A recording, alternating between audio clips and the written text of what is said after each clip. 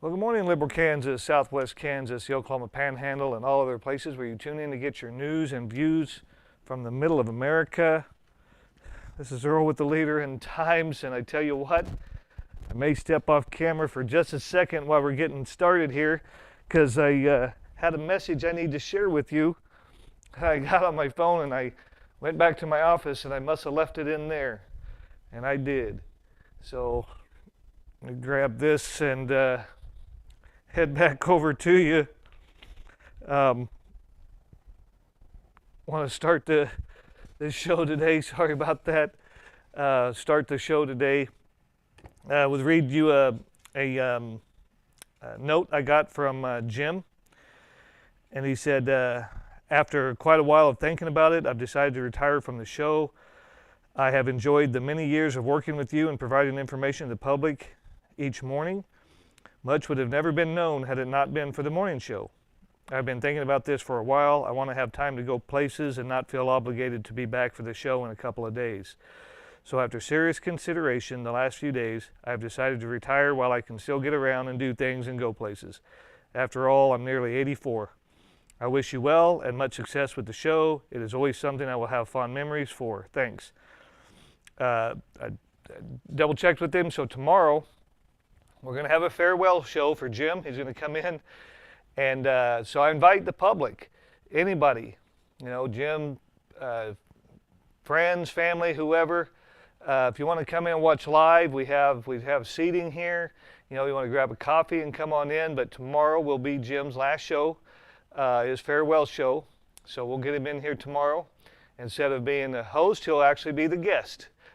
And so I invite anyone to come on in and just say thanks, because he's done. He researches and brings notes and studies these issues. He was a commissioner, Seward County commissioner for a long time, so he has some insight to that job, and he knows what it's like sitting in those chairs, and so he's been invaluable to the morning show for.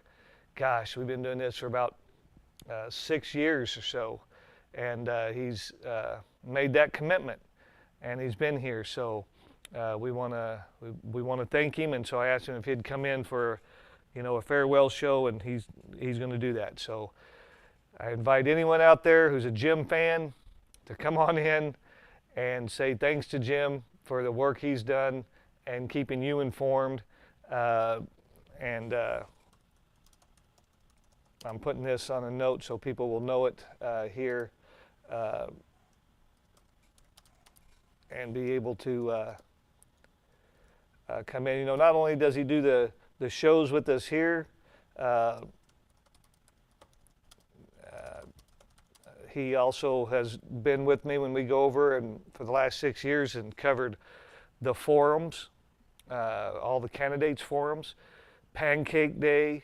He did the 4th of July parade with me this summer, so he's really been a great ally and asset to the show, and going to miss him. I understand. I knew, at his age and the changes that's happened in his family and life that, chances are one day he was going to need to step down and I know he likes to travel and go to Branson and other things, but he would cut his trip short or say, hey, I'm going to run this weekend, but I'll be back Monday, and he was always dedicated and committed to being here. And so I invite you to come down tomorrow morning here at 16 South Kansas Avenue. Show starts at 7:30. And wish him well as he retires from the show. So from the bottom of my heart, Jim, I appreciate it. Thank you for everything that you've done and the time commitment. He's done it as a volunteer, and because he cares about his community and wants to make sure everyone's informed. And so I've appreciated that. And I remember I made the call, and I said, hey, this is what I'm doing. I could use someone who can provide additional insight. Would you like to be a part of that? And he's like, yeah, I'll come down. and and he stuck with it for 6 years, you know. So big thank you to Jim. I have to be looking for somebody else.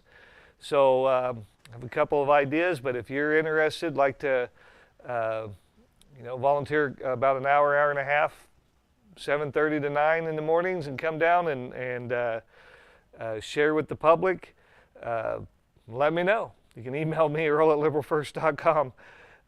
But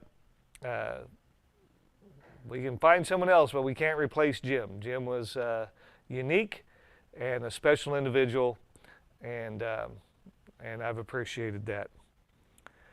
There are a couple other things I wanted to, don't forget, today, Baker Arts Center, from 11 this morning till 7 this evening. You can go check out their new artist in residency facility, open house, and you've probably seen it at the corner of 6th and Pershing. Well, stop by this afternoon or at lunch, and I think there's going to be food available. Of course, there's no cost to go to the open house, but they might have some food for sale or something like that. But go check it out, see what they've got going on. It's a pretty neat deal. That building is really cool, and we did a story about it and got to see inside as they were working on it, and it is a one of a kind. And I don't know who all came up with the design and all that. I think Julie Parsons had a hand in it, but it's something you need to see. And I encourage you to go there today, 11 to 7, the Baker Arts Center, and walk through and check that out. So don't miss that. And tonight at the high school is the Redskin Rumble. So you want to go get a sneak peek, you can go get a sneak peek at the Redskins and volleyball, football, I'm sure cross country, and some things like that. So that's when I know it's really real, that the season is back. And so you want to go do that, I'd encourage you to do so.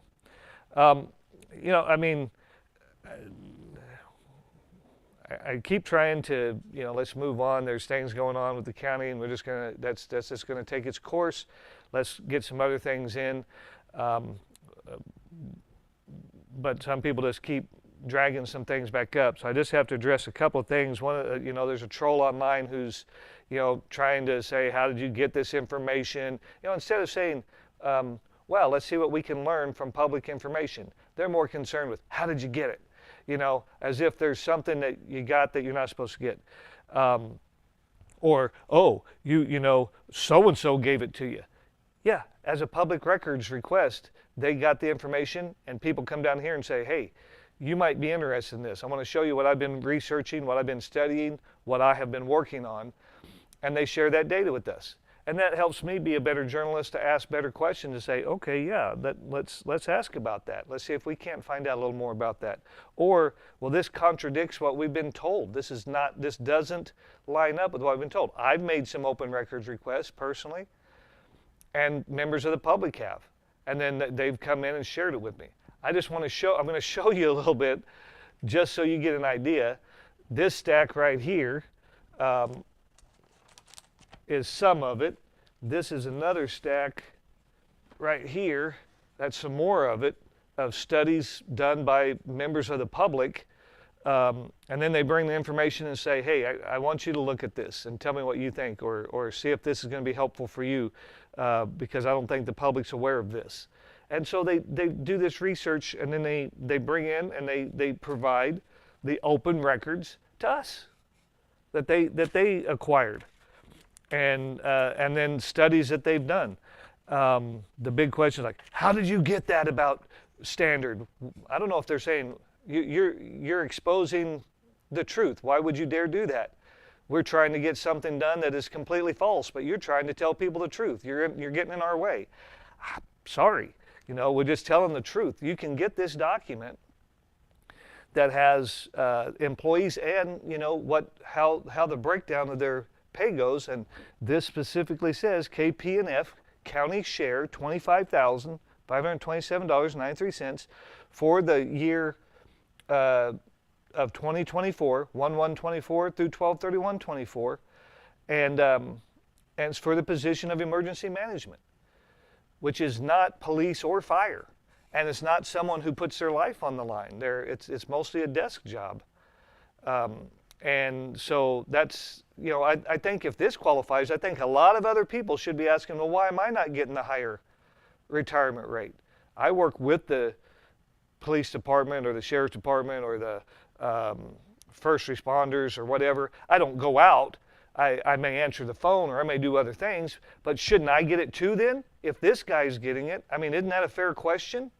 Shouldn't those people be able to ask that and say, wait a minute, what does it take to qualify for KP&F then? Because if that qualifies, and this person just sits at a desk and does paperwork and organizes some meetings, but is certainly in putting their life on the line like a cop does or like a firefighter does, then yeah, you should be able to ask that. So we have this record, and it's really rocking, a couple people's world that we have this record. Probably because it completely discounts the recall effort against Todd Stanton. Because they said he acquired this, either illegally. I've got it right here. Because a citizen did research, and this was part of the research. And so here it is. But that's not all. I mean, there are other payroll registries. Payroll is a public record. Studies on departments on, who work, everyone individually working in the department, how much they make, what's the raise going to be, how much is that going to be moving forward. This is all work done by citizens, private citizens.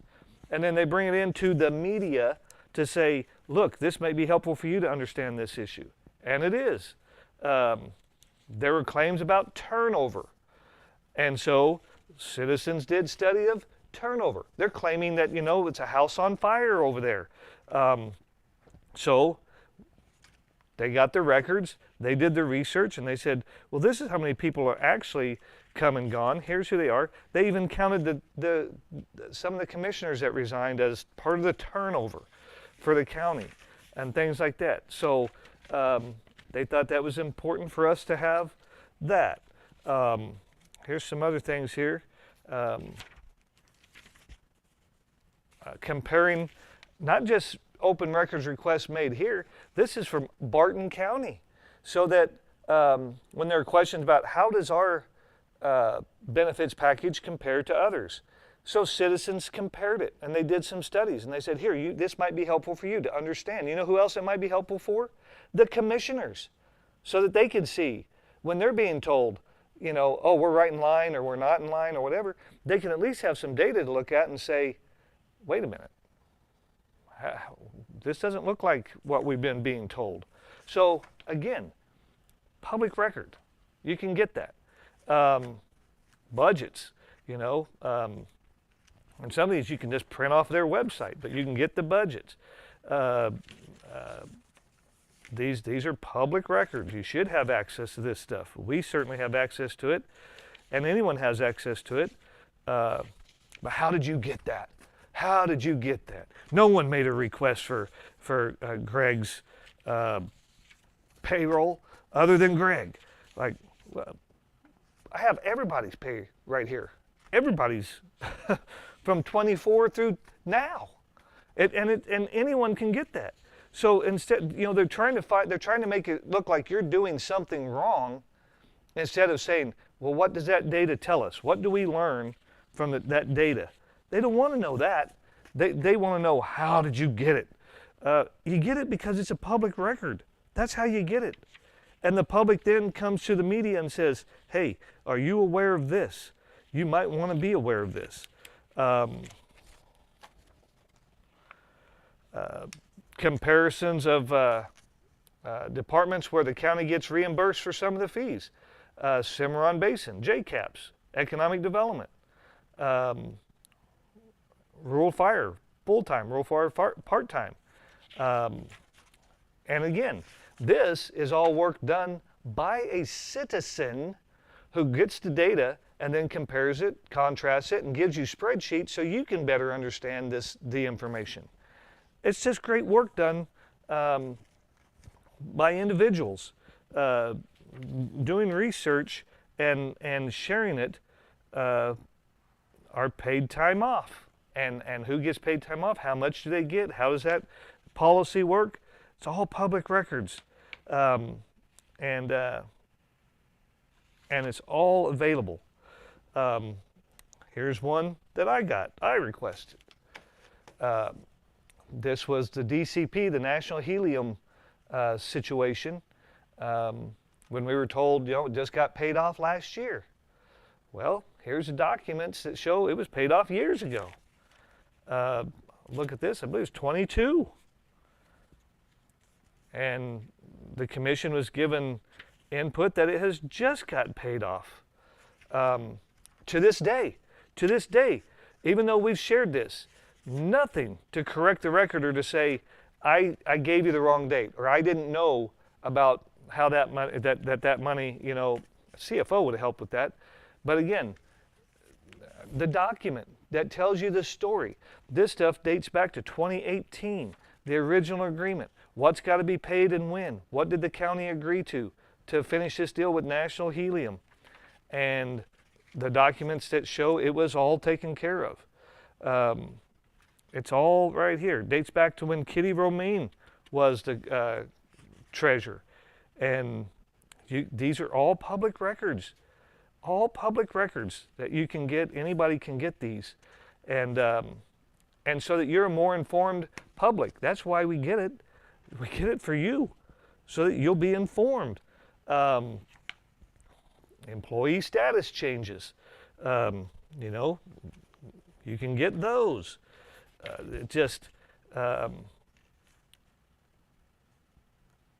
How much some of the people are making, what jobs they do, and how that compares to other jobs in the county elsewhere, and why are the wages so different? Why is someone who works kind of a clerical job here making a certain rate and someone over here making a completely different rate? And they've done the job the same amount of time. Don't you think that's information that is helpful? Seward County benefits package expenses, 2018 through 2024. Good information to know. If I was a commissioner, I'd like to know. Where are we at? How much are we spending?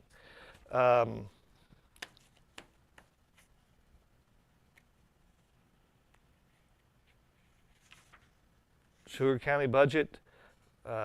It's listed right here on the Seward County budget, by the way, for the whole thing.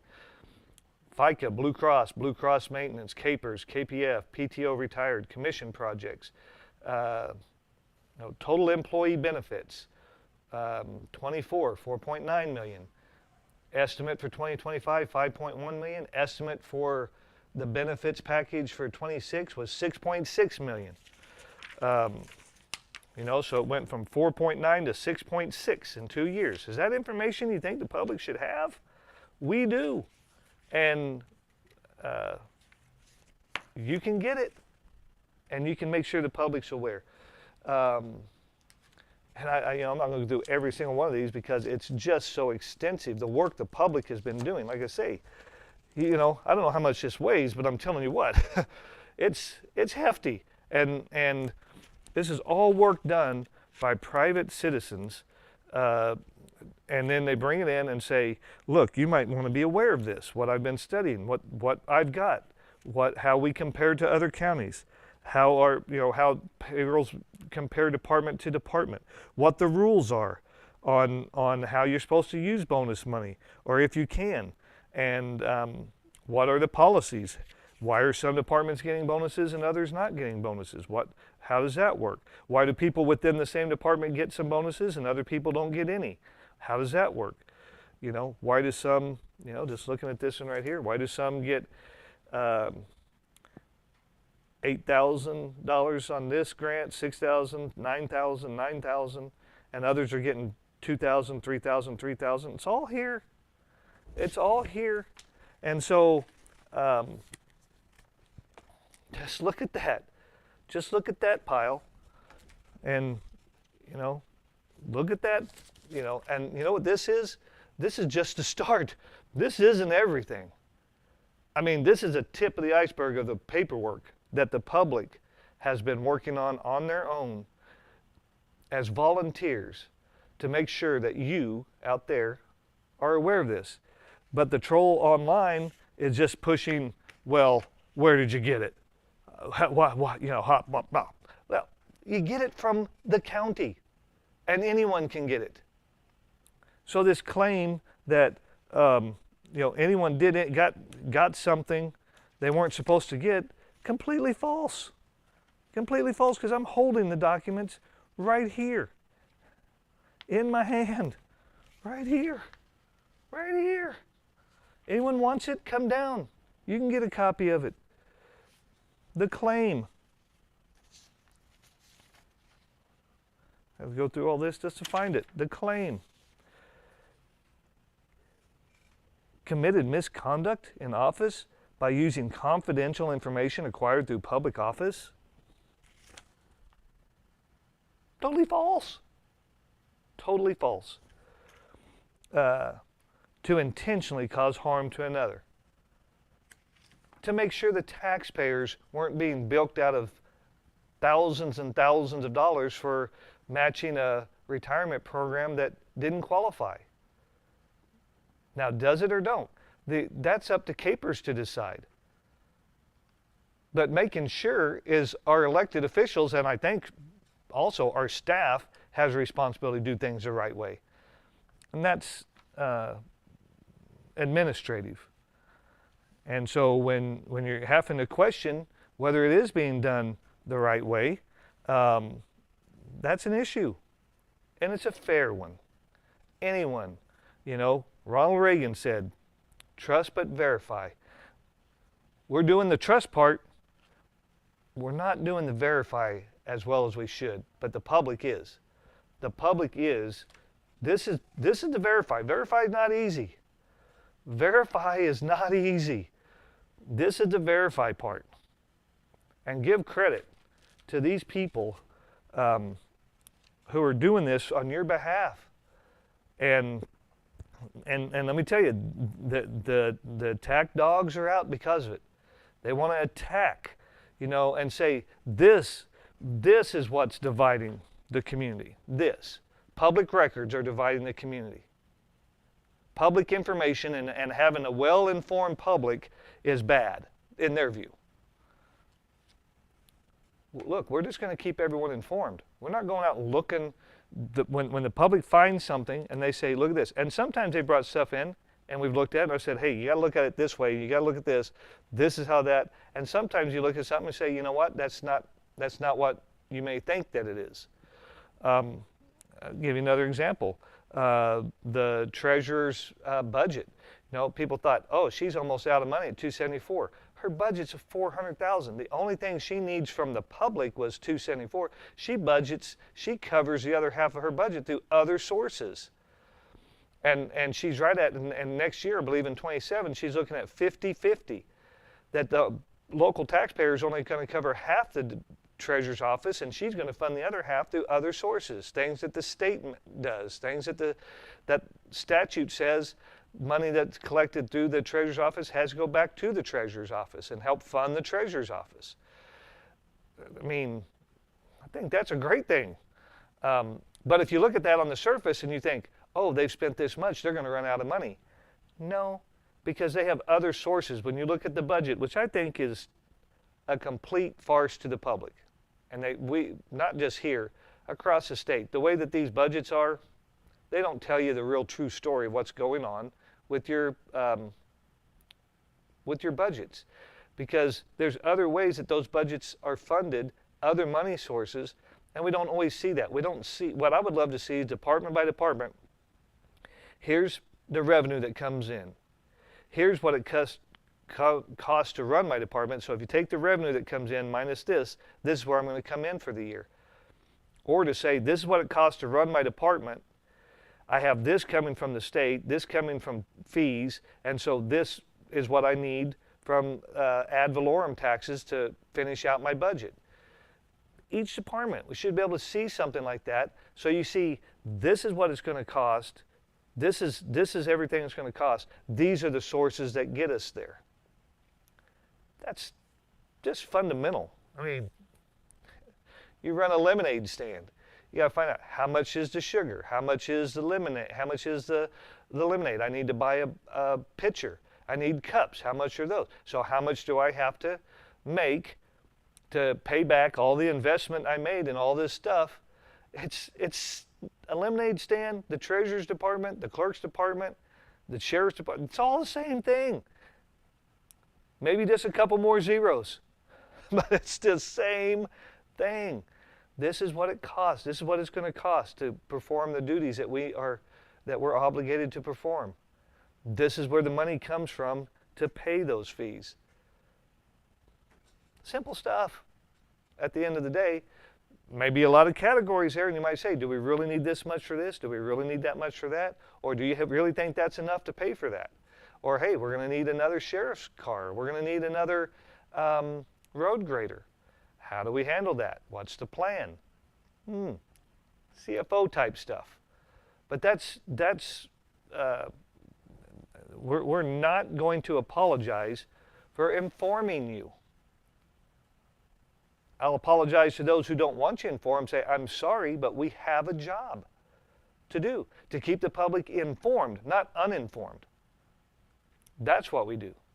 And even though I presented something that some have seen as controversial by saying, look, just don't sign the petitions. Now, if you want to sign it, go right ahead. That's your legal right. I'm not telling someone not to do, but I'm saying if something that is completely referring to something that is a legal activity as something you can recall someone for, 100% legal. 100% legal thing to do. To say, hey, this document shows we're paying KP&F. I think that should be Capers. I need to double check and just ask Capers. Hey, Capers, they're the only one who can answer that question. April can't answer that question. The sheriff can't answer that question. The clerk can't answer that question. The treasurer can't answer that question. You know the only person who can answer the question if the Capers is proper? Capers. Capers. That's it. So who do you ask? You know, this is the thing is, if you just think one person is a source of everything, I don't care who that is. That's bad policy. Even if you think, well, I get all my information from here, that's bad policy. Verify anything that we show you. Double check it. Trust but verify. I'm not afraid of that. Verify. I'm a human being. I can make a mistake. I'm not gonna sit here and tell you, take me as gospel. What I'm saying is, here's the data. Now you see if you can find out whether that's accurate or not, or proof or not. This is how I see it, and this is how I share it with you. But the reason I said let's end these petition things is because if you can do something 100% legal and that still gets approved as a legitimate recall effort, then anything. Then there's really you don't really have to do anything wrong to get recalled. And that's why I'm like, if that's the case, then we ought to kill both these. Now, are they very different? Yes, they're very different. One has a referral, and I believe with some of the contacts that we have, that it may have moved up, that referral may have moved up the line to get the Attorney General involved with that. And again, we'll wait and see what the outcome of that is. But that's a little bit, higher deal of using money from a restricted fund. And again, I'm not giving commissioners a pass. They have to do their due diligence. But if they're just getting their information from one source and think that source is gospel, I'm telling you, that's risky, and it may get the county in trouble. I believe if the county has found that what they did here was inappropriate, I think the fine could be up to $5,000 a day for every day that they were doing that. The same thing on the radios, the radio controversy. There's HIPAA information and other things that may go across those communications. If you're saying, hey, we're dealing with someone out here, their identity is whoever it is, they've suffered a broken this, or this or that, or we're doing cardiac arrest, whatever. There's information that's coming across that live that is protected, HIPAA protections. I can't just go to the hospital and say, hey, I saw this person come limping in here. What was wrong with them? That's not public information. That's protected. That's their personal health information. HIPAA laws protect that. So if there were radios out that were allowing just people that are not part of the treatment process being able to hear that, that is also a finable offense up to $5,000 per radio per day. And if that were found to be a problem for the county, I was told that could run us bankrupt if we had to face fines on that. So that's why certain radios were not allowed to be held, but just anybody and everybody. Only those who are actually involved with the response of the actual call should have certain information, and they may have to call in to prep the hospital or somebody else to say, this is what we're bringing in. This is the condition as we see it. But does everyone need to know that at that time? No, because that's protected by HIPAA. There's so much going on that everyone's drawing lines on this stuff, and I just ask you, try not to do that. Try to just look at the data. Just look at the data. Take the names, erase them. Take the personalities, put them off to the side. And just look at the data and say, okay, if this was just employee X doing this job, does that job qualify for this benefit? Yes or no? Not about who it is or how long they've served or any of that.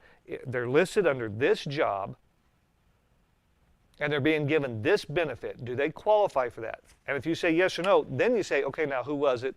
Oh, I think I mentioned this yesterday. Maybe I did, maybe I didn't. But I'll reiterate. Maybe you didn't see yesterday. I'm judging photos out at the fair, and I'm looking at the front because that's the photo. And I'm looking at these different photos, and I have an assistant from the fair helping me, as I'm going through judging.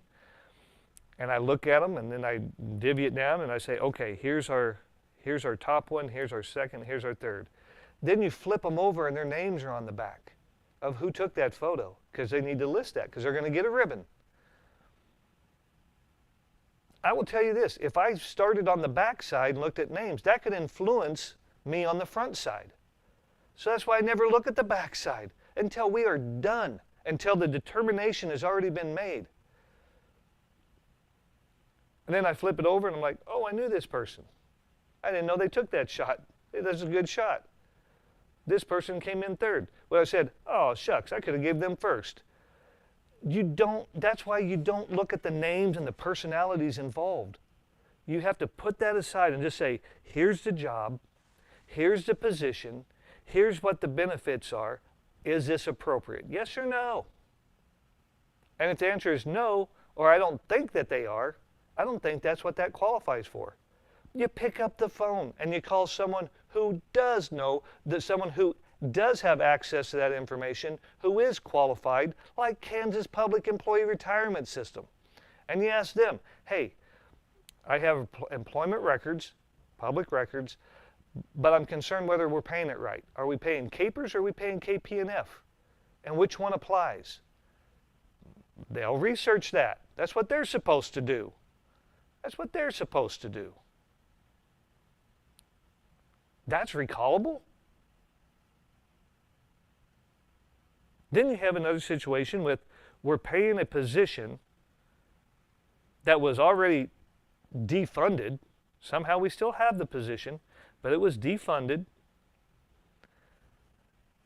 There's no money in the administrative budget to pay it, but we're going to keep the position. It's going to stay in administration, but we're going to pay it out of, not the general fund, we're going to pay it out of the restricted landfill fund, the restricted landfill fund.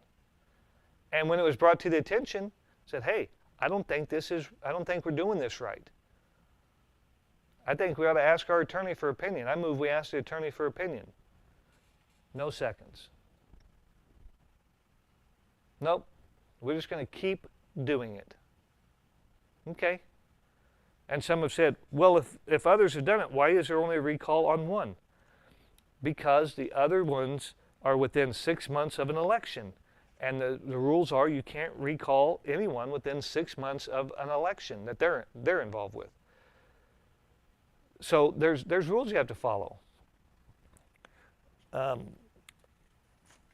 it's clearly, no one has even questioned that. $68,856 out of the landfill fund that they collect from you and me and everyone else who throws any trash away that is supposed to be used to operate the landfill.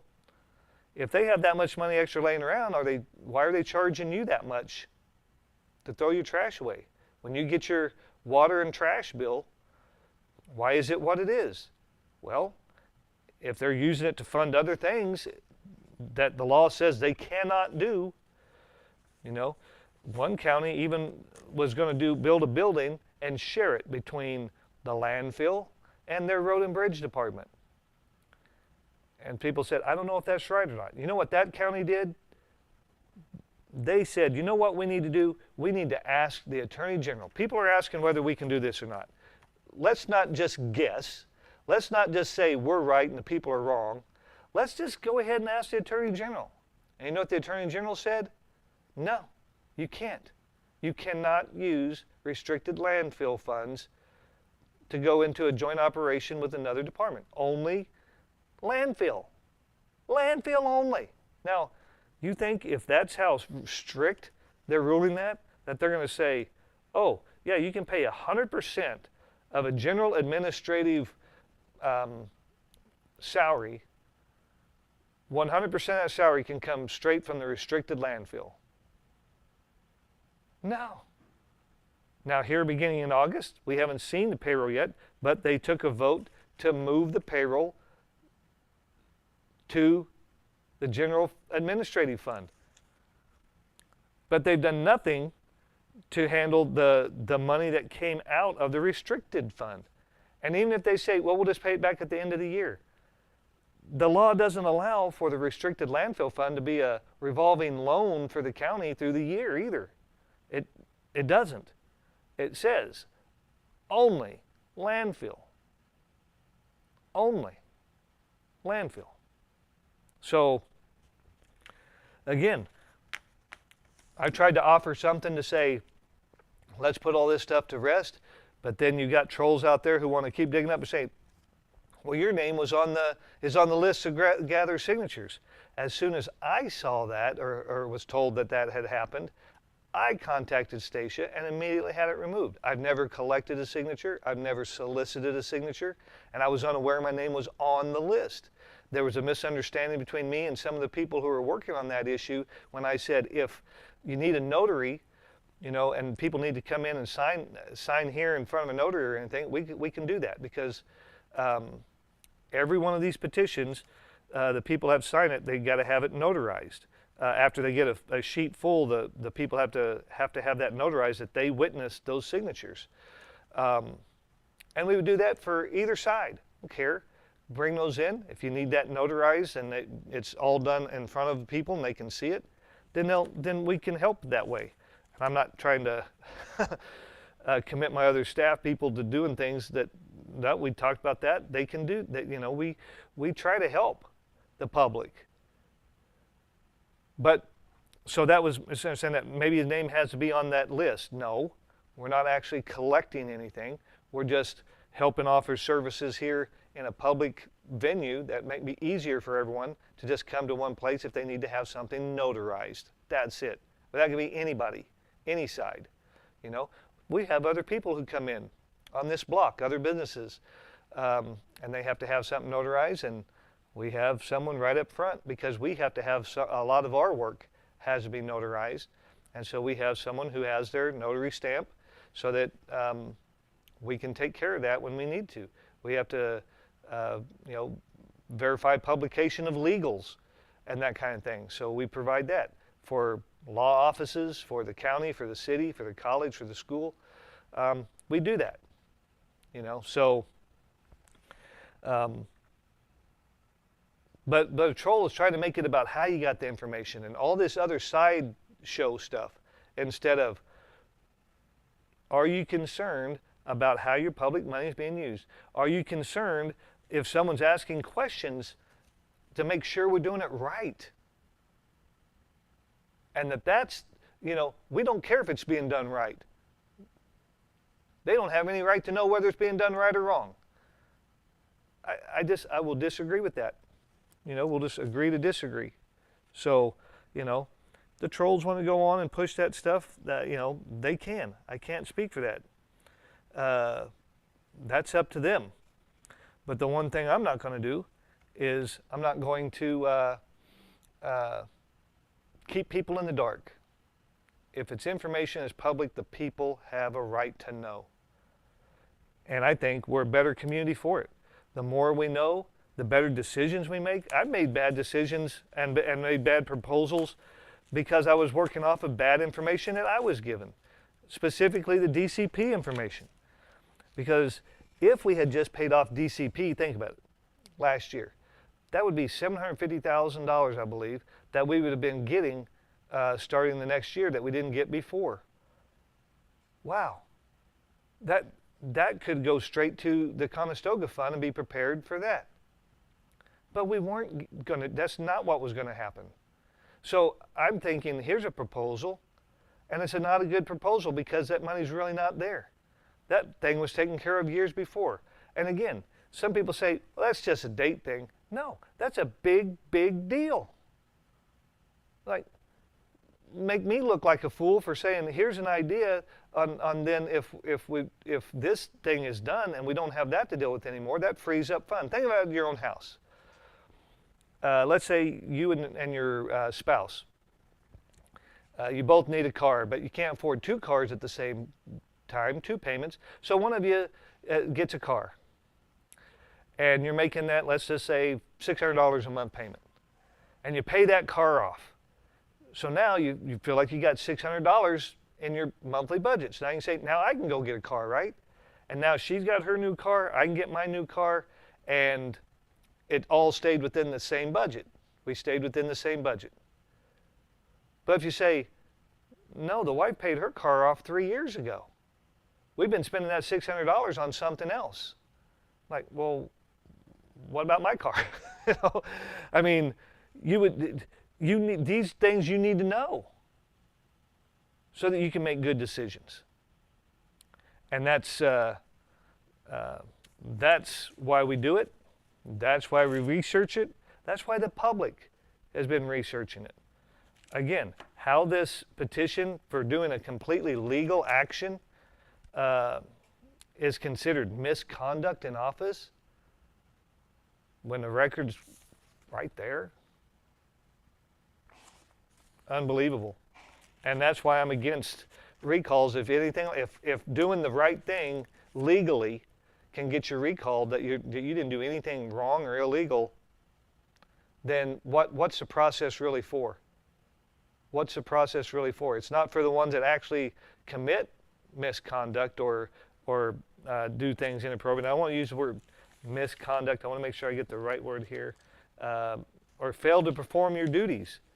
If you fail to perform your duties of oversight of budgets or pulling the money and paying out of the right budget, that's a failure to do your duty.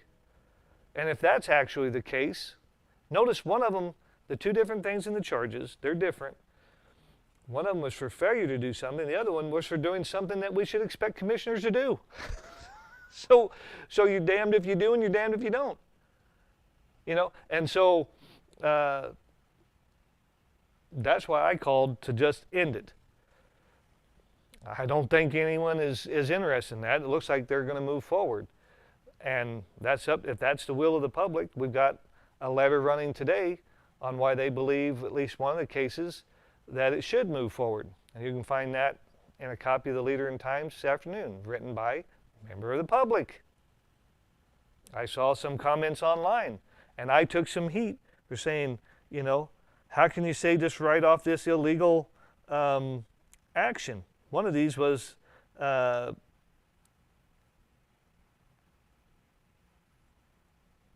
you know,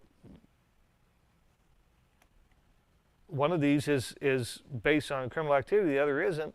How, why would you say it's okay to do that? I'm not saying it's okay. I'm not saying anything that was done was okay.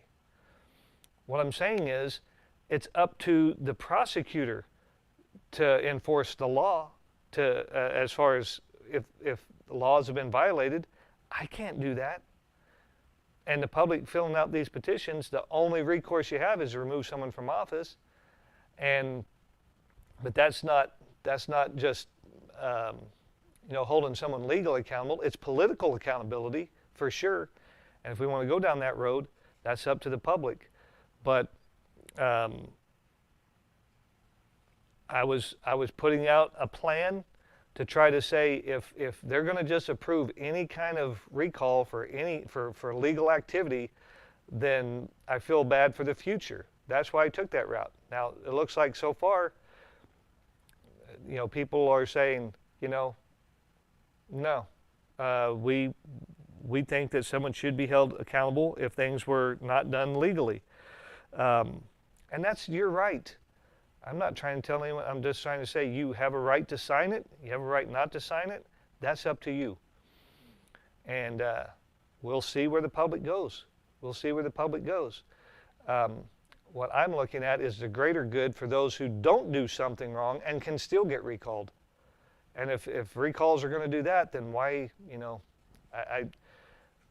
that's my major concern. That's my major concern, is that the witch hunt stuff is what can happen when someone's doing completely the right thing and something we all should expect commissioners to do, and you can get and that can get approved to move forward. Then what it leaves it left to is whether you want to sign that or not. And that's what I'm saying. Look, and I go back to the founders said, we'd rather see 200 guilty people set free before one innocent person is wrongly convicted. That's where I'm at. I don't think that anyone who's doing the right thing should face the retribution just because some people are making it look like something was done inappropriate. And that's what I thought the role of the county attorney was, to say, no, what that did, that's completely legal. You can get that record 100% legally. So you can't recall someone for something they're legally out, that they have the legal right to do, and that anyone can do. But they did. They said that you can move forward with that. And then on the other hand, you have someone who allowed money to be used out of a restricted fund. So I guess it's up to you. You decide. If you want to sign it, sign it. You don't want to sign it, don't sign it. But looks like it's going to be up to you, and you need to decide, was this actually inappropriate when the record's available out there? And on the other case, should we have been paying someone out of the restricted fund for a position that technically isn't even supposed to exist? I mean, I saw the email from the administrator who said, it's going to be a little bit tough around here because we got to remove Thiner, and there's another person in the office who's going to be missing some time with a pregnancy. There you go. Even the administrator said that the position was, so what happened? Didn't happen in public, whatever it was, 'cause no, we don't know. Wasn't discussed at a public meeting. Maybe it was part of the near 60 executive sessions, but don't know that because we're not allowed to know that. So that leaves it up to you. You make the call. Sign or don't sign. That's up to you. That's up to you. If you think something was inappropriate, sign. If you think it wasn't inappropriate, don't sign. But I'm trying to just work on something that brings the community together, and even by doing that, someone who says that they were prodding me to bring the community together is now needling and trolling, even when you try. So, there's no winning with some of these people, but it's going to stop us from doing what we have to do, which is inform the public. we're going to keep informing you. So one more reminder before I go to the break. Jim Rice will be retiring from the show. He's going to do his last show tomorrow as a farewell. So come in tomorrow and get to say farewell to Jim. Come on down here, 16 South Kansas. I'd love to see some of you come down and wish him well into retirement at 82, I think. He go to retirement at 82 after doing the show here for 6 years, and come wish him well. So come be a part of that tomorrow. Let's say thanks to Jim, and let him go off into the sunset. You know, I always think it's good to keep yourself busy, but he keeps himself busy. He goes around and finds furniture and rebuilds it and remodels it and resells it. So he's still keeping himself involved with the community and doing things that way. There's other things going on, and we're going to let you know what they are right after this. Our loved ones leave an impression on us, and it's important to make sure their lasting impression honors the life they led. Since 1956, the Jones family has been providing lasting legacies to the lives of our loved ones, and that torch has now been passed to the Creekmore family. The commitment to compassion continues by offering the largest inventory in stock in the region with in-house custom craftsmanship that makes sure each piece is as unique as the life it represents. With a combined 82 years of experience and professional designers on staff, Jones Monument continues to provide affordable pricing and convenient turnaround times. They are ready to serve you from 9:30 to 5 Monday through Friday and 9:30 to noon on Saturday. Yes, our loved ones may have passed, but the memorial left behind stands as a testament to our never-ending love. The staff at Jones Monument understands that, and that's why providing monuments is more than a sideline at Jones Monument. That's all they do. Visit Jones Monument when you're ready to make an impression beyond a lifetime.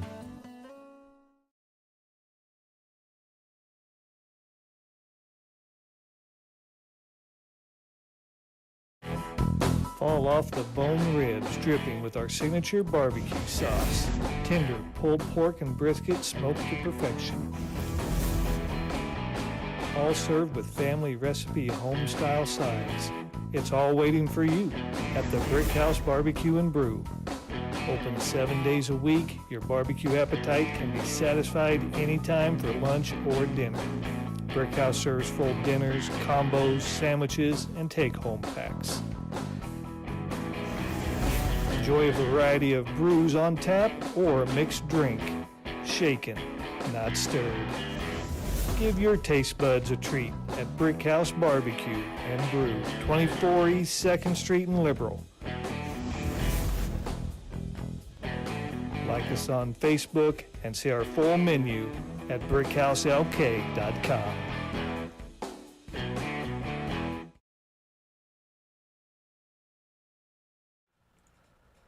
Well, tributes continue to pour in for Dolly Parton, and they are looking to rename the airport in Nashville as the Dolly Parton Memorial, I believe. And so there's some legislation that's starting to take place to make that happen. You know, I think that Dolly Parton was one person that can do what a lot of us, no matter how much you try, she's been able to do it and other people can't. And that is, she's been able to unite both sides. You know, she stayed out of the fray as far as picking one over the other, or however you want to look at that. She had her favorites, of course, everyone does, but she did it without trashing the other side. And I think that that is such a testament why she's so widely loved and respected, because she was able to do that and perform and stay focused on performing and let the music be the message. She was so good at that. And I was never a country music fan, but who doesn't know, you know, who can't sing along with some of Dolly Parton's songs? She truly an American original, and what an American success story. To start from abject poverty, I think it was 10 kids or so. Someone can set me straight on that, on exactly how many brothers and sisters she had. And yet you know, to move forward and do the things that she was able to do. Incredible life, incredible American story. That's one of the reasons I'm a big Walt Disney fan. Not just his parks, but go back and look at the classics, you know, Snow White and the Seven Dwarfs,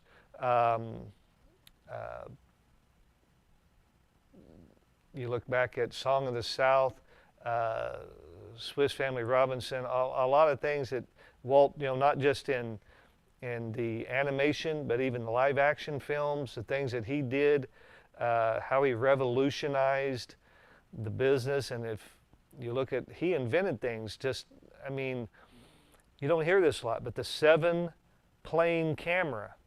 And that means there's 7 sheets of glass, and the thing is probably 8 feet tall. And they have these 7 sheets of glass and a camera on the top. And you put your sails in there, and so you could have this idea of motion, different things moving at different speeds, just like when you're going down the highway. If you go down the highway and you see the stripes are moving one speed, the telephone poles kind of look like they're moving another speed. That house out in the distance is moving another speed, and then the sun is just kind of sitting there, barely moving at all from where you're driving. His 7-plane camera created that effect in animation. And he just did some things that set some things apart. You know, Steamboat Willie, you know, one of Mickey Mouse, the first soundtrack that matched up with the action on the screen. And Walt Disney did all that. You know, some people think about the parks and everything, but he was innovating and doing things way before the parks. The 20s, 30s, 40s, you know, they didn't open Disneyland until 1955, and then Disney World in 71. And unfortunately, he passed away before they opened Disney World in Florida, but he was part of it, purchased the land and all of that, made the announcement of the Florida project, talked about Epcot, and that came along in the 80s. He just a visionary. And Dolly Parton is an American original like that. She wrote her own stuff. She wrote stuff for other people. She performed. She was an actress. I mean, just an American original. And just so glad we have people like that. Don't know if you got to see this or not. I'm sure you have. 1,300 missing in Nepal after the mudslide there. And it looks like up in the mountains in Nepal, a glacier broke loose. Huge glacier up in the mountains, and it slid down, and that put pressure on all of the water, and that water then gushed through Nepal and Tibet, killed over 273 people, and you know, so that tragedy going on over there, and you know, they'll start you know, the recovery process, but there's still 1,300 people, and I think that they said 60 or 70 of them are Americans that were over there. So now the thing is trying to locate these people. I don't know if you saw the video, but man, watching that water charge through and just rip through the bridges and buildings, just this massive, massive water flow tearing through these towns. And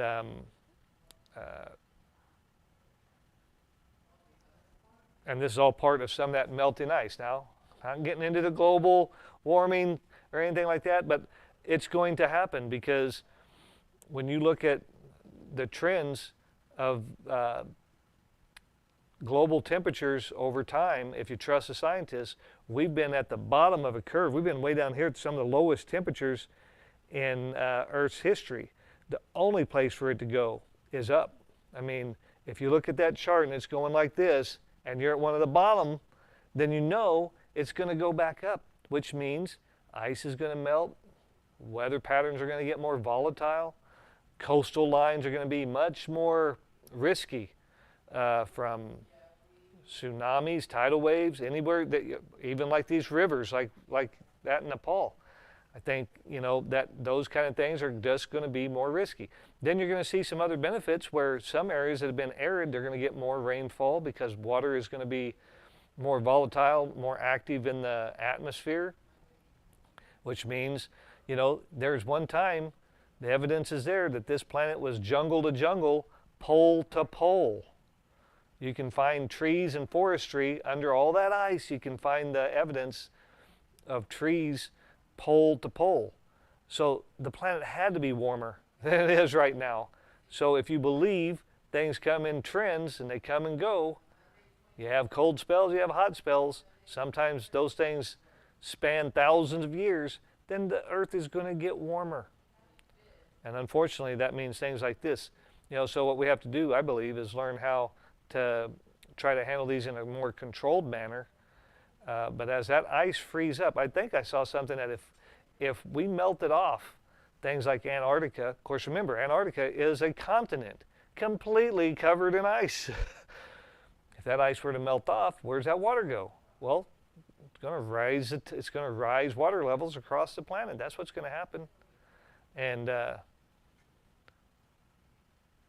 those are things over time, we ought to be looking at dealing with that instead of trying to stop nature from doing what it's going to do or blaming humanity for it, is realize the inevitable that this planet's going to get warmer and we need to plan accordingly. Maybe you ought not live right next to a volatile surface like an ocean. There might be some risk in that. I still don't understand why people live in New Orleans. We got to go down there and travel through there in 2022. And when I saw the size of the pipes and the levees, never seen anything like it. Never seen anything like it. The closest I saw was like the chain link that is the traveling Titanic. They brought back up like the chain that held the anchors. Huge. You would not believe the size of that. And I'm not talking like, oh, look at this thing. No, it's like 8 feet, one link. And so, you go down to New Orleans, and they're living below sea level, right next to the ocean. And so they have these pumps and everything to keep the water out, to keep that city dry. You know the risks. And when Katrina came through, that's what's going to happen. Now, that doesn't happen all the time, but it does happen. And so, you got to make your decision. I always say pick your natural disaster. What do we have? Tornadoes, hail. There's no escaping a natural disaster. Something can hit anywhere. Earthquakes, tsunamis, hurricanes. I kind of think the people around the hurricane area have a little bit better. They get, they're told 2 weeks ahead, hey, there's a hurricane coming in 2 weeks. What do we get? Hey, there's a tornado warning right now. You better find cover. So, you got to pick and choose what natural disaster you feel most comfortable handling, because you're not going to avoid them no matter what. And even in quiet, peaceful Nepal, a glacier breaks loose, and look what happens. So I feel for them. Thoughts and prayers for the people in Nepal, and hopefully they can find as many of these people, hopefully still alive, maybe just trapped somewhere, and get that taken care of. The Strait of Hormuz continues to be a hot spot. The United States is sending another warship over to protect that. The Iranians continue to try to disrupt the passageway for anyone who's using it. Should be zero tolerance for that, in my view. And you pay the price. International water should mean just that. International water. I was watching a series on Thomas Jefferson. It's on Netflix, and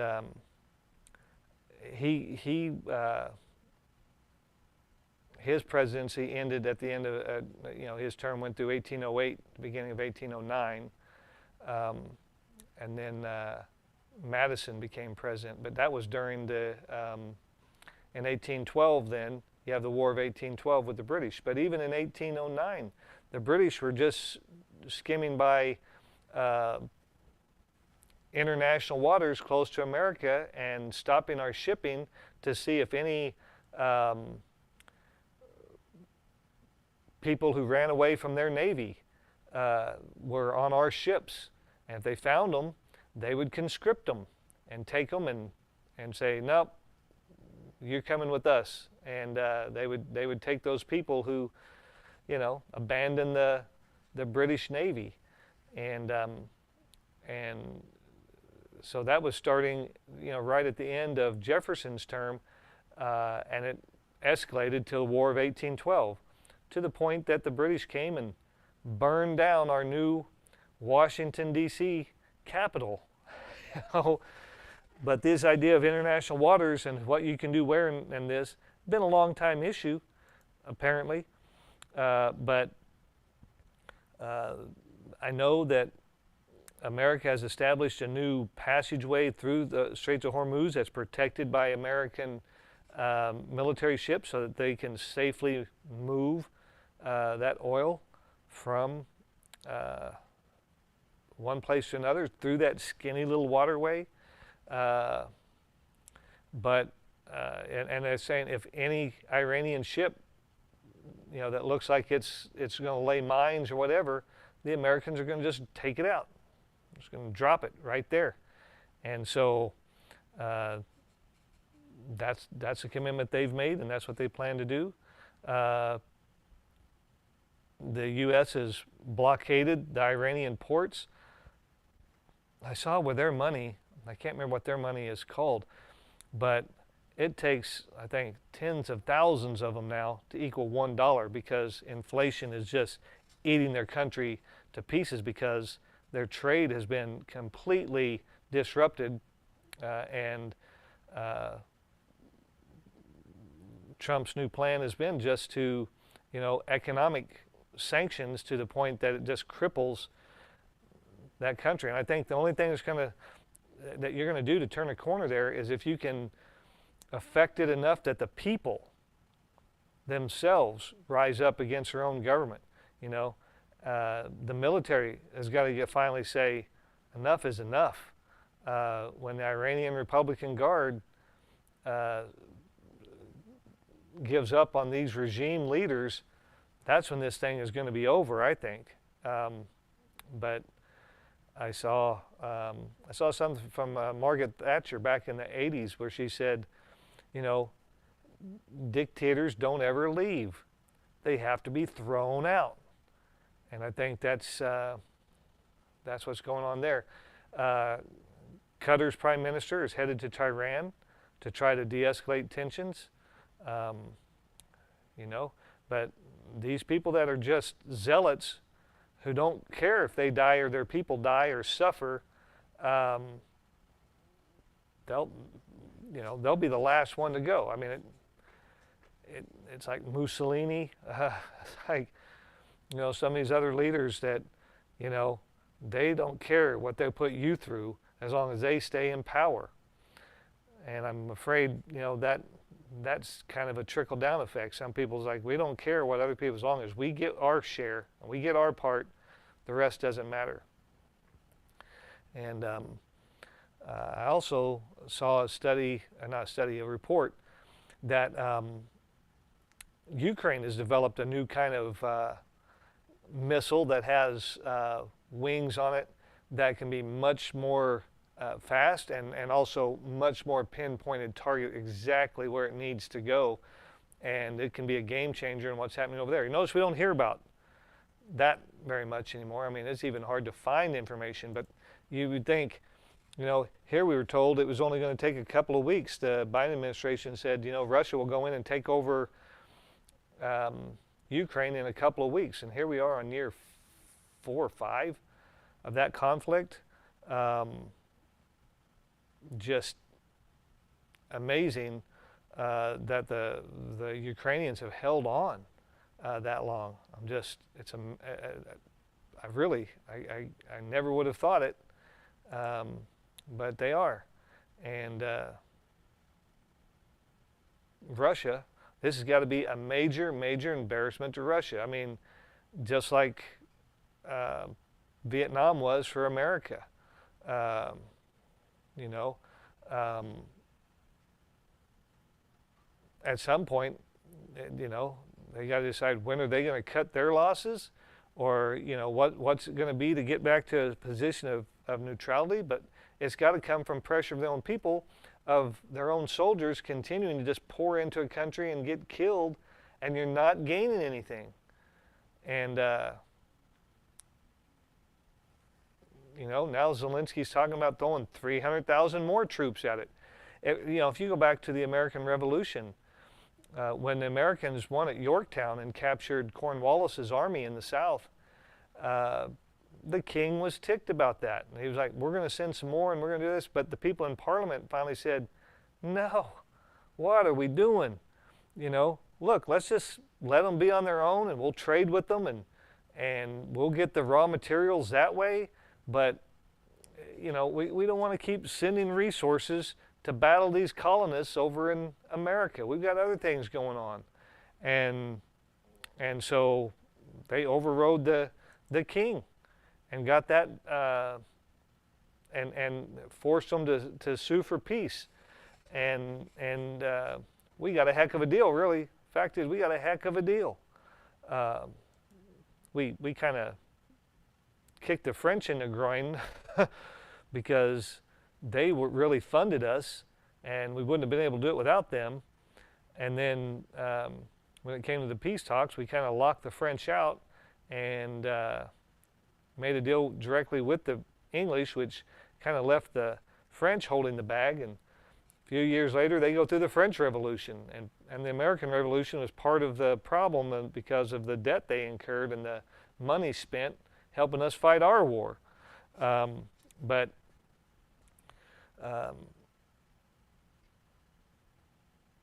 Russia is going to have to decide at some point if this is just going to be you know, a black hole where no matter what you send in there, it never comes back out. How long do you want to keep doing that? You know, and some may say Trump's going to have to come to that conclusion with dealing with Iran. I don't think we're there yet because we're not committing ground troops or anything like that, and we never will. If we did, this thing would be over in a hurry. Look how fast we made it to Baghdad. I think they called that the 100 Hours War.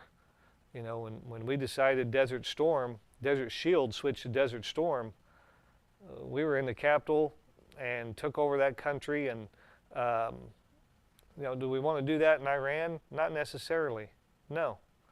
But if you put enough pressure on them, will their people finally say, and their military, it's going to be their military to finally say, we can't keep doing this. We can't. We'll see where that goes. I was going to look, and maybe I'll look at this trial here in just a minute, but I don't know if you've been following the mother who killed her children and is basically pleading an insanity case, and they're throwing a new verdict option out of manslaughter instead of murder in the first degree. I hope to take a look at that in just a minute. But I want to go back to this deal in the WNBA where Enes Kanter, Freedom, he played in the NBA, and he showed up with his shirt that a woman is a adult female, and then he's been kicked out. He got kicked out for doing that, and I think now they've banned him from coming to games. And I think he said he and his lawyer are going to respond to that, and so it'll be interesting to find out, what happens there. I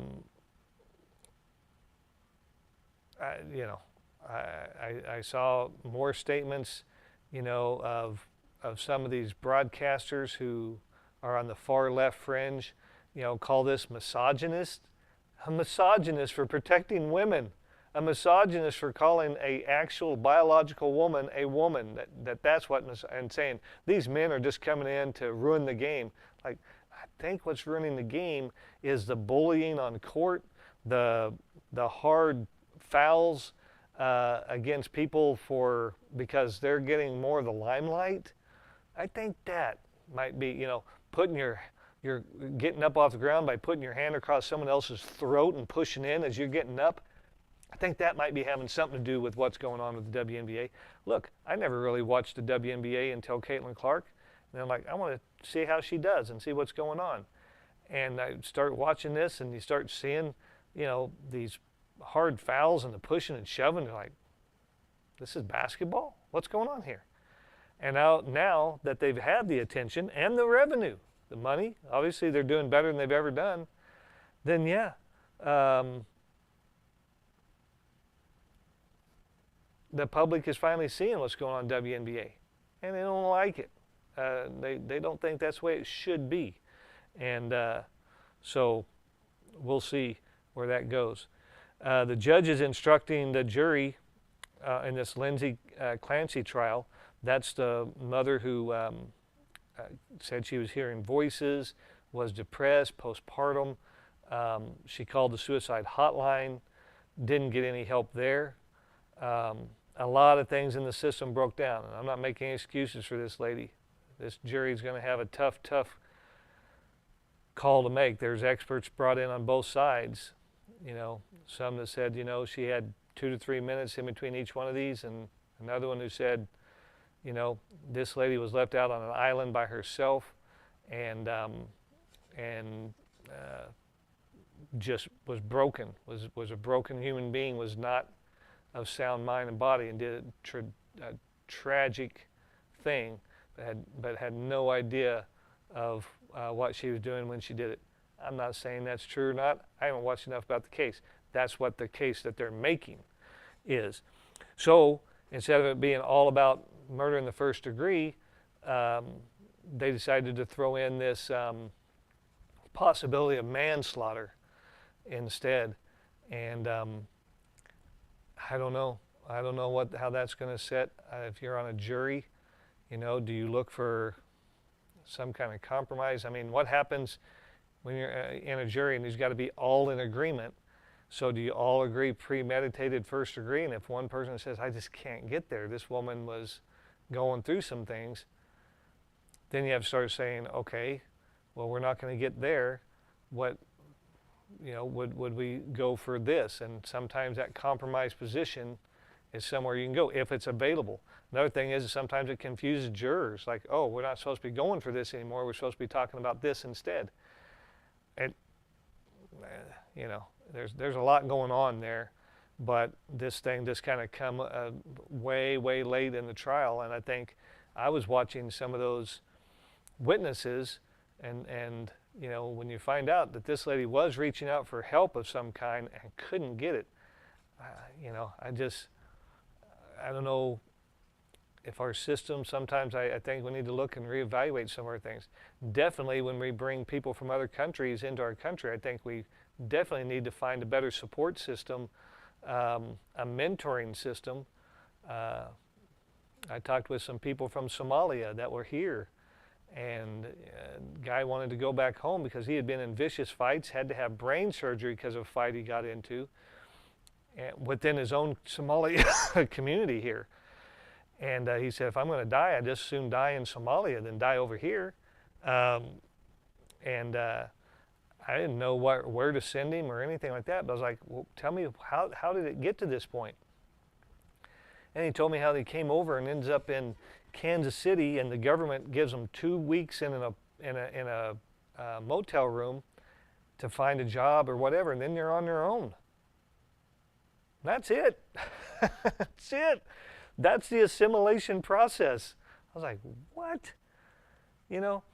I would definitely, and I would volunteer if there's a program to say, hey, if newcomers come in, they need some mentors, they need some people that can help them understand American culture, how American society works.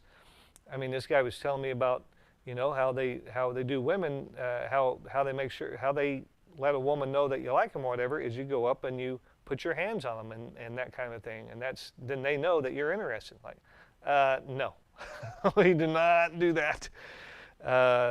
We do not put our hands on somebody until they've given consent and they're okay with it. And it's a mutual thing. It's not, I'm showing you I'm interested by, handling you. No, we don't do that. But no one's telling them that. And explaining that, how women are treated in America, different than they are in Somalia and probably in a lot of other places in the world. But they're not getting assimilation. They're not getting that transition. And I'm not talking about them specifically. I mean, a lot of people aren't, and that's where I think we break down. We don't help them. We always talk about other people's cultures, but we don't talk about our own, and say this is kind of how we do things. If I went to another country, which I've only been to a couple, I've been to England. That doesn't really count because they're almost just like us. But I went to the Dominican and find out how they do things, and you do things the way they do things while you're there because that's their country. And I'm not saying there's anything crazy or outlandish or anything. It's, I would say, almost kind of Americanized, except for traffic. The lanes, I think, on the road are simply suggestions, not actual legal places to be, because in between every regular lane of vehicles, motorcycles filled that little space in between there and created another lane. And a motorcycle in the Dominican isn't one person on a motorcycle. Rarely saw that. They were always 2 or 3, sometimes 4 people on a motorcycle, and little pickups. I remember this when I was a kid, riding in the back of the pickup. Laws have changed; you can't do that anymore. But that's not the law in the Dominican. The back of the pickup full of people. I mean, they obviously don't have as many vehicles as we do because they pack, when there is a vehicle, they pack it in with people, and but that's their culture, and that you when you go somewhere else, like I say, you follow their rules and you do things their way. We were mixing concrete in a dirt road, mixing it and building a building, and no, this isn't how you do it. And I said, this is how we do it. Okay, we'll do it your way. This is your way. And we're building this building, and I'm like, I don't know if the code inspector is going to say that's okay. And they said, the who? I said, the code inspector. When they come and check on code. Check on what? Like, oh, they don't do that, but we do, and so assimilating people is important. I think if you're going to have people come in your country, you need to find a way to help them learn what your system is and how your system operates. And I think that's important. We don't do that. We don't really have an assimilation program. I think we should. And I think even here locally. And nothing says it has to be government. That can be a third party. They can just be local people come together and say, we ought to help when people come in, be an organization where they can come and we can help them understand our culture, our rules, kind of our regs, how we treat one another, what are some common things that we do, how you get a job, why you show up to the job, how the bank system works, all that kind of stuff. It's not always the same everywhere, and we need to have a transition.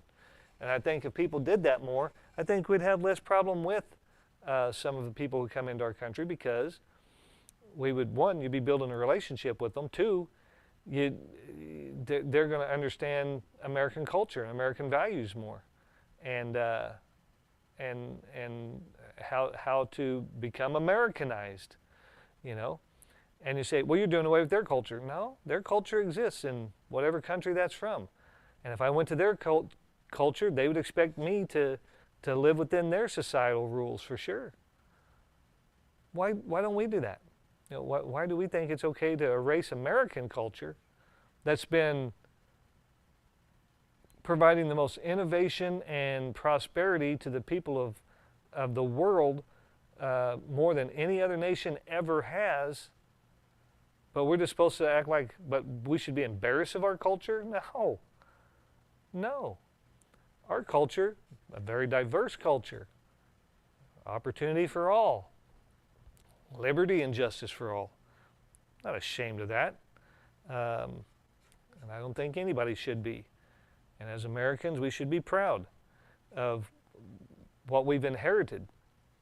Now, what do we turn over to the next folks? That's on us. But the folks who worked before us, they were getting it done, and they turned us over something nice.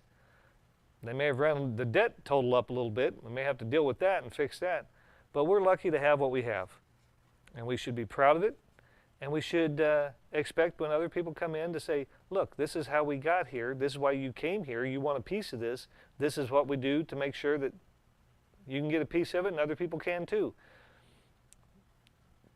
That's what's wrong with that? What's wrong with that? I see Patricia on here saying the Chief football preseason is Friday night at 6 p.m. on NBC, and football season starts this weekend for college. I think I looked this up. I will see if I can give this to you again. But the college football season starts, and I'll at least get you some of the Big 12 games so you can be ready for that.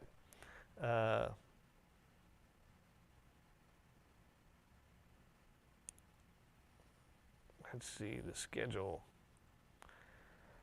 Big 12. Yeah, so this Saturday, TCU and University of North Carolina at 11 a.m. on Saturday on ESPN and Disney Plus is where you can find that one.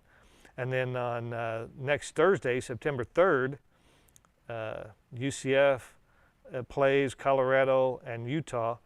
Friday, Kansas hosts LIU at the new stadium. They've got the lights and stuff up that look like shucks of wheat coming over the top of the stadium. It's awesome. It is awesome. I got to try to find a way. Got to find a way to get there. Oklahoma State plays Saturday, September 5th. Texas Tech plays on the 5th, and K-State plays next Saturday at 6 o'clock on ESPN Plus against Nicholls State. For all the Wildcat fans out there. Oklahoma State at Tulsa. So a little in-state battle right there to start off for them. So football season tonight, the Redskin Rumble out at Redskin Field and inside the Big House. So you want to get out there and get a sneak peek, check out that. Don't miss that. Next week, I think college volleyball starts on Monday, hosting Hutchinson here. I mean, they've started on the road, but this will be their first one at home. So if you want to see some college volleyball, next Monday, Jayhawk Conference matchup, KJCCC, right here at Seward County. Don't miss that. Get out there and check that out. So those are some things that are going on. Don't forget Baker Arts Center today, 11 to 7. You can go over there and check out the new Artist in Residency property. I'm going to sneak over there. I've seen the photos. I want to see it inside there.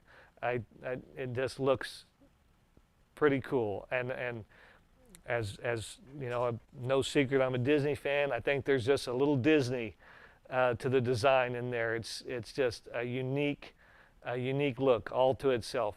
And when you go to different things in Disney, that's what I love. You know, so you may think this is weird, but I'm going to say it. Sometimes going through the line is not the worst thing at Disney because the lines are themed. You know, for example, if you're going to go ride the Midway Mania, Toy Story Midway Mania, you are going through Andy's room, and you're shrunk down to the size of a toy, so everything in there is huge. You know, you see like the pieces of the board of Sorry. You see the monkeys. Remember the monkeys that used to have the arms? You connected the monkeys together. All that stuff. and it's just cool to look at. It's cool to look at. Some other lines, they have some videos that start to tell you as part of the story that you're going through, and starts to prep you for that. You know, that's what I call the Disneyfication. And I think you go over and look at this new building, or remodeled building that they've done, and it's going to give you that feel. It's going to be a very unique experience. I encourage anyone to get over there and check that out today. 11 to 7, Baker Art Center, 6th and Kansas, or I'm sorry, 6th and Pershing, between 6th and 7th and Pershing. Baker has expanded to really showcase that whole side of the block. So check that out. Well, we've gotten to the point of the show where we do the Squeaky Clean Car Wash weather report. Today's going to be cloudy through mid-morning, then gradually clearing with a high near 91. Light and variable wind becoming south-southeast 5 to 9 miles per hour in the morning. Tonight, mostly clear with the low around 63. Southeast wind 5 to 10 miles per hour. Friday, you're talking about a high of 95. Saturday, 101. Sunday, 103. Monday, 101. Tuesday, 99. And Wednesday, 101. So enjoy the 91 degrees today and 95 degrees tomorrow. Enjoy that because it's going to tune up just a little bit. Not much, but just a little bit. And then we'll be ready for football here in Liberal next Friday. So that's the news and views you can use on the High Plains. Don't forget also tomorrow, Jim's farewell show. So come, if you want to come in and watch it live, we invite you to do so. Come on in, grab a cup of coffee or a breakfast. Come on in, sit down and join us here in the studio. And wish Jim well into retirement after 6 years on the High Plains News Today. So hopefully we'll see you in the morning. Tune in for sure. Until then, this is Earl the Leader in Time saying when you live in Liberal, there's no place like home. Have a great day, everybody.